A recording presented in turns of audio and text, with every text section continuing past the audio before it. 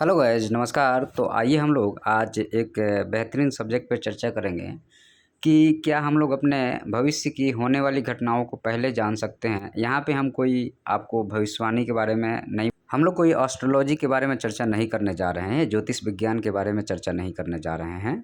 हम लोग जो नेचर की साइकिल है और नेचर के साइकिल के पीछे का लॉजिक क्या है, हम लोग उसको पकड़ेंगे और उसके आधार पे आप चाहें तो अपने होने वाली भविष्य की घटनाओं को प्रिडिक्शन कर सकते हैं और फिर उससे होने वाले नुकसान से आप बच सकते हैं।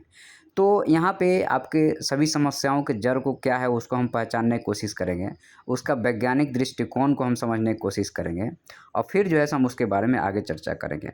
तो सबसे पहले हम लोग आते हैं इसके वैज्ञानिक दृष्टिकोण पे। तो जो प्रकाश या लाइट है वह एक ही समय में दो नेचर शो करता है, एक पार्टिकल का और दूसरा वेव का। मतलब कि वह जो है सो एक साइकिल में चलता है और आपको पता होना चाहिए कि हमारे ब्रह्मांड या हमारी पृथ्वी अभी सूर्य के प्रकाश से प्रकाशित होती है और सूर्य का प्रकाश का जो स्पीड है उससे हमारा समय निर्धारित होता है। तो एक ही समय में जो लाइट के दो नेचर हैं, इसीलिए इसका नाम पड़ गया दुनिया और संसार, जो भी कह लीजिए, क्योंकि एक ही समय में दो नेचर शो कर रहे हैं, इसलिए दुनिया इसका नाम पड़ा हुआ है। तो प्रकाश का टाइम साइकिल अगर हम कहते हैं तो यहाँ पे हमारा समय जो है वो प्रकाश से निर्धारित होता है। मतलब हमारे समय का भी एक साइकिल होता है या यह भी एक साइकिल में चलता है और बस यही लॉजिक है जिसके आधार पे आप अपने भविष्य के बारे में आसानी से घटनाओं जो आपके जीवन में घटना काल होने वाला है उसको बहुत आसानी से आप निर्धारित कर सकते हैं। उसके लिए सबसे पहले आपको अपने आप को एक आइडेंटिटी करना पड़ेगा या मानना पड़ेगा कि आप एक इस पृथ्वी पे एक आइडेंटिटी है और आपकी एक साइकिल है। आपकी एक पॉजिटिव साइकिल है और एक नेगेटिव साइकिल है। इट मीन्स डैट कि आपका एक अच्छा समय आता है और आपका एक बुरा समय आता है। तो जब मान लीजिए कि जब आपका अच्छा समय आता है तो आप हमेशा खुश रहते हैं और ये भूल जाते हैं कि इसके जस्ट बाद नेगेटिव साइकिल भी आने वाली है। तो उसके लिए आपको क्या करना पड़ेगा, आपको एक कॉपी और पेन लेना पड़ेगा और आपको लिखना पड़ेगा कि आपकी पॉजिटिव साइकिल कितने की है और आपकी नेगेटिव साइकिल कितने दिन की है। सामान्यतः ये देखा गया है और ये मेरी अपनी थ्योरी है, मैंने किसी से चुराया नहीं है, मैं खुद इसको ऑब्जर्व करता हूँ, उसको लिखता हूँ और ये ह्यूमन साइकोलॉजी के आधार पे अगर कहें तो ये आपको लगभग सभी के ऊपर लागू होगा, क्योंकि टाइम की एक साइकिल है और आप इस दुनिया में रहते हैं तो आपकी एक साइकिल होगी ही होगी। हाँ, ये ज़रूर हो सकता है कि वो साइकिल किसकी कितनी पॉजिटिव साइकिल कितनी बड़ी है, नेगेटिव साइकिल सामान्यतः ये देखा गया है कि पॉजिटिव साइकिल बड़ी होती है और नेगेटिव साइकिल छोटी होती है। लेकिन अगर मान लीजिए हम आपके अकेले की बात करते हैं तो आपकी अपनी एक टाइम साइकिल है।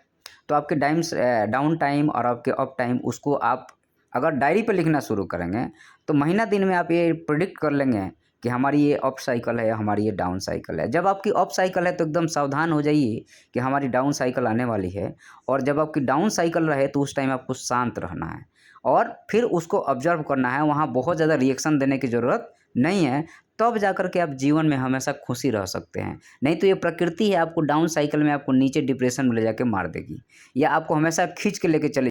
अब आपको सपोज डैट कि एक पति और पत्नी है, तो पति का अपना एक टाइम साइकिल है और पत्नी का अपना एक टाइम साइकिल है।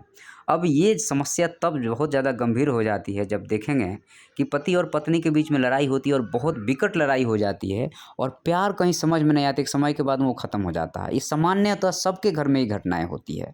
तो आपको क्या करना है कि पति और पत्नी अपने डाउन टाइम को लिखें या अप टाइम को लिखें और डाउन टाइम उसके आने वाला उसको लिखें और ऑब्जर्व करें कि अगर लड़ाई शुरू हुई मतलब आपकी डाउन टाइम शुरू हो रहा है, तो कोई जो आदमी एग्रेसिव हो रहा है, जिधर से आवाज़ आ रही है, दूसरा आदमी उसको मुंह बंद कर ले और उसको रिप्लाई नहीं करे। तो अगर रिप्लाई नहीं करेगा तो वो झगड़ा दूसरा आदमी वार करते जाएगा, क्योंकि पत्नी जो है सो काली का रूप है, वो आपको मारना चाहेगी, वो एग्रेसिव हो जाएगी क्योंकि डाउन टाइम है, एग्रेसिव होना ही है, वो मजबूरी है एग्रेसिव होना, क्योंकि अगर अप और डाउन नहीं होगा तो जीवन निर्धारित नहीं होगा, जीवन आगे चलेगा ही नहीं चलेगा। तो वो तो मजबूरी में आना है, लेकिन उसको ऑब्जर्व करना है। ऑब्जर्व करके आप उसको साइलेंटली, आप कोई बोल रहा है दूसरा चुप रहे, दूसरा बोल रहे पहला चुप रहेगा, तो धीरे धीरे ये समय 2-4 दिन में निकल जाएगा और फिर आपका अप टाइम आ शुरू हो जाएगा और आप वहाँ फिर एंजॉय करने लगेंगे। लेकिन आप अगर दोनों लोग एक साथ रिएक्ट करेंगे तो बहुत बड़ी समस्या हो जाएगी और मैटर तलाक तक पहुँच जाता है, संबंध खराब हो जाते हैं, परिवार टूट जाता है। तो एक ये साइकिल हो गया। अब यहाँ पे आता है कि मान लीजिए कि आप जितने लोगों से संबंध बनाते जाएँगे, जितने चीज़ों से आप जुड़ते जाएँगे, सबकी अपनी एक साइकिल है और आपकी जीवन उतना ही कॉम्प्लिकेटेड होते हुए चला जाएगा। और उस समय या उस समस्या से फिर चूँकि जितना नंबर ऑफ साइकिल बढ़ते जाएगा, वो साइकिल सिंक्रोनाइज़ भी होगा। मान लीजिए एक साथ सबके डाउन टाइम चल रहे हैं और आप उसमें फँस गए, तो आप बुरी तरीके से फँस जाएँगे, फिर आपको निकलना बहुत मुश्किल होगा। तो हम लोग अभी इस पे बात किए हैं, आने वाले समय में जो माया है, उस पे बात करेंगे और फिर हम लोग समझने की कोशिश करेंगे और इस क्या संसार में जो दुःख है, जो बोलते हैं कि बौद्धिज़्म में जो दुःख के बारे में संसार ही दुःख है, तो उसके पीछे का लॉजिक क्या है, हम लोगों ने उस पे चर्चा करना है, उसको पकड़ना है और फिर उसको कैसे रेक्टिफ़ाई करके और हम लोग उसको पॉजिटिव बना करके अपने जीवन में एक पॉजिटिव साइकिल में हमेशा जी सकते हैं। नेगेटिव साइकिल को हम इग्नोर कर नहीं सकते हैं क्योंकि वो नेचर का गुण है, लेकिन उसमें शांत तो ज़रूर रह सकते हैं, उसमें कुछ नया चीज़ खुश रहने की कोशिश कर सकते हैं, कुछ नया चीज़ कर सकते हैं। तो आपका जीवन हमेशा खुशीमय जो बोलते हैं ना कि लाइफ हैप्पीनेस के साथ बीत सकता है। और अगर आप डाउन टाइम में आप रिएक्ट करना शुरू कर देंगे, उसको एक्सेप्ट नहीं करेंगे, तो बहुत बड़ी समस्या है और समाज में झगड़ा का सबसे बड़ा कारण ही यही है। समाज में दुःख का सब